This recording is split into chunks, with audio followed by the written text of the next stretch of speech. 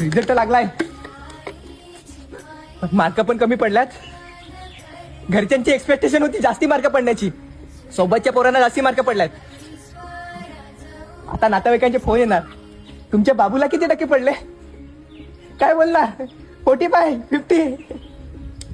एक मिनिट, पण मी त्या नातेवाईकांचा काय विचार करतोय जे मागून काय काय बोलतायत मला? ते लाईफ टाइम पोसायला येणार आहेत का मला? नाही ना.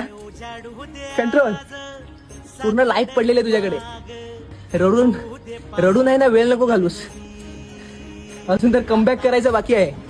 ते बोलतात ना, एक पेपर तुझा लाईफ डिसाईड नाही करू शकत. अरे सेम तसंच आहे. काय तू घरच्यांचा आणि लोकांचा विचार करतोय? तुझी लाईफ घडवायचा तुझ्या हातामध्ये आहे. अरे जे फेल झालेले आहेत ना, ते खूप पुढे गेलेले आहेत. असं नाही मिळत की जे फेल झाले ते थांबून आणि त्यांचं